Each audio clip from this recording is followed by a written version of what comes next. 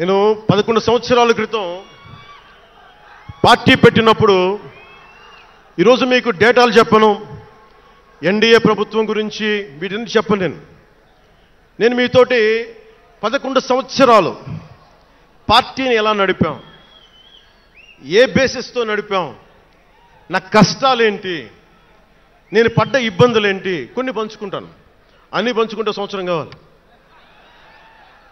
నేను ఓటమిలు ఎలా ఉంటాను, గెలుపులు ఎలా ఉంటాను, మీరు నా గుండెల్లో పెట్టుకున్న వాళ్ళు, మీరందరూ నా గుండెలో పెట్టుకున్నాను.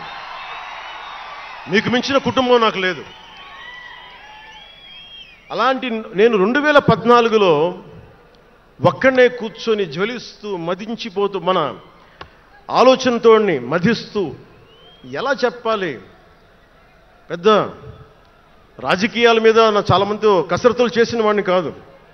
2009లో అప్పుడు రాజకీయ ప్రస్థానం తప్ప. 2003లో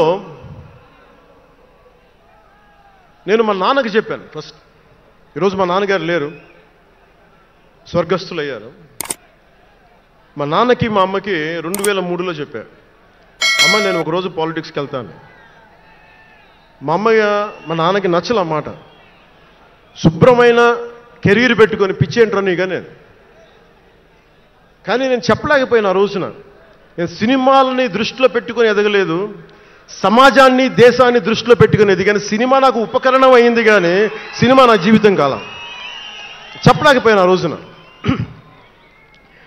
నన్ను చాలామంది, మీరు అందరికీ నాకు గద్దరన్న ఎలా పరిచయం అనుకుంటున్నారు మీరు? రాజకీయాల ద్వారా కాదు. గద్దరన్న ఖుషీ సినిమా చూసి మా అన్నయ్య గారిని పట్టుకొని మా అన్నయ్య గారి దగ్గరికి వచ్చి, మా పెద్దన్నయ్య గారి దగ్గరికి వచ్చి, మీ తమ్ముడిని కలవాల్సిందే నేను. మా అన్నయ్య ఫోన్ చేశారు, అని నేను గద్దర్ గారు కలుస్తారంటాను. నాకు గద్దర్ గారు అంటే ఇష్టం చిన్నప్పటి నుంచి, మా నాగబాబు గారి దయ వల్ల. సరే కలిస్తే ఆయన ఎంత క్షుణ్ణంగా ఆయన పరిస్థితి చెప్పాడంటే, అరే నువ్వు దేశం కోసం సమాజం కోసం ఆలోచించేవాడివి. నీ ఏ మేరా జహా అనే పాటలో నువ్వు భరతమాతని సంఖ్యలలో బంధించి పెట్టావు కదా, నీ భావం నాకు అర్థమైందిరా అన్నాడు. నువ్వంటే నాకు ఇష్టం రా తమ్మి అని చెప్పి ఆ రోజు నుంచి మాకు స్నేహం. అది నాకు అన్నా తమ్ముడ బంధమైందని ఆయన చనిపోయేలో. అలాగే 2006లో నేను విపరీతంగా ఒక పిహెచ్డి కోసం ఒక స్కాలర్ ఎలా చదువుతాడో పుస్తకాల మధ్యలో సినిమాలు చేశాను. అందుకే నా సినిమాలు మీకు నచ్చి ఉండకపోవచ్చు ఆ రోజున.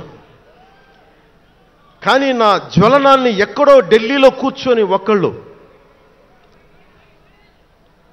ఢిల్లీ యూనివర్సిటీలో పనిచేసే ఒక ప్రొఫెసర్, ప్రకాశం జిల్లాకు చెందిన వ్యక్తి, నాకు తెలియదు ఆయన ప్రకాశం జిల్లా వ్యక్తి. నా రోజున ఆయన వచ్చి మిమ్మల్ని కలవాలని చెప్పి ఒక నెల రోజులు నా వెంట పడితే ఆయన కలిశారు. ఆయన వచ్చి నన్ను ఒకే ఒక మాట అడిగారు 2006లో, మీరు రాజకీయాల్లోకి వస్తారా? బహుజన సిద్ధాంతం మేము ముందుకెళ్తాం. చాలామంది అడిగి నన్ను పంపించారు, మీరు సంసిద్ధం అంటే నేను మాట్లాడుతాను, నేను కదుపుతానంటే ఆ రోజున నాకు ఇంకా మెచ్యూరిటీ లేదు. ఒక కుటుంబాన్ని నడపడానికే చాలా శ్రమ పడాలి. ఒక కుటుంబాన్ని ఏకతాటిపైన తీసుకురావాలంటే నేను కష్టపడాలి. ఒక సినిమా చేయాలంటే నేను ఇంత కష్టపడాలి. ఇన్ని కోట్ల మందికి సంబంధించిన జీవితాన్ని ఒక భావంతో కట్టిపడేయాలంటే నాకు ఇంకా అంత మెచ్యూరిటీ లేదు. మెచ్యూరిటీ వచ్చిన రోజున మీకు తెలియజేస్తానని చెప్పాను.